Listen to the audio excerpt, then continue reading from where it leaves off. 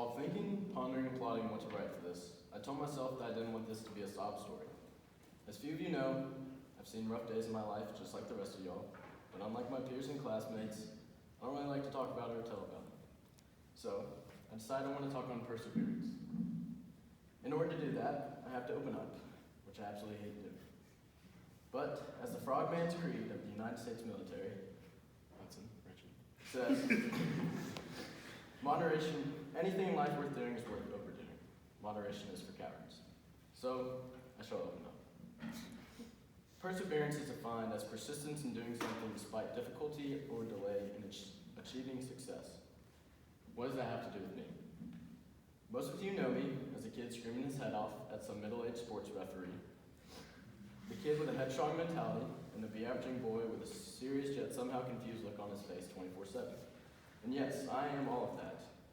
But here's some information that you do not know about my story. I was born with an autoimmune disease called ulcerative colitis, which we did not find out about until I was around 3.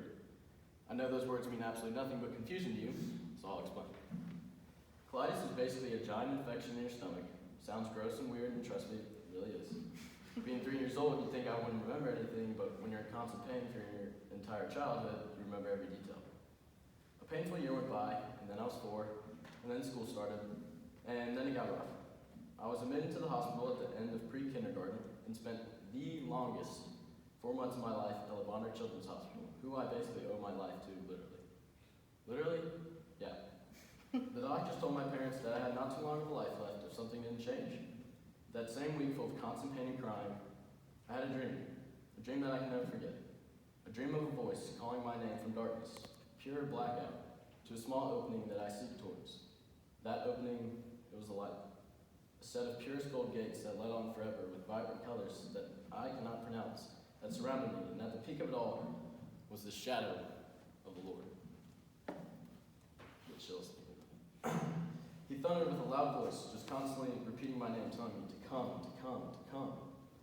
I prayed to God every day after that, because He gave me hope for better days. I had shortly after this surgery to remove 90% of my colon and replace it with a man-made one called a J pouch.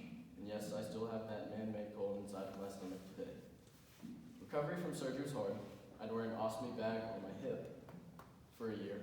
An ostomy bag is simply a plastic pouch that you empty into. If that confuses you, then me telling you that I pooped into a bag on my hip for an entire year will confuse you and gross you out just as much. And yes, that really did happen. After that, I grew into somewhat a normal child, but I think my siblings would disagree. My stomach pains never left, but decreased significantly. But pain strengthens you. After so much weighing down on you, constantly hurting for years and years, you endure it. You oddly find a way to like it. Because why do we fall? So that we can learn to pick ourselves back up, right? I encourage and ask all of you, no matter how small or big the circumstance may be, keep fighting. Keep going. Seek, seek, seek, seek. Just seek for more. One more step, the next level. Just go for it. Humans were made for the struggle. Life is tough, school is hard, and problems can be solved. Remember, it's not the size of the mountain, it's a climb. Endure the hard times. The struggle is real, but so is that fantasy of an outcome that you long for. There's a truthful quote by an author named G. Michael Hop that says, "Hard times create strong men.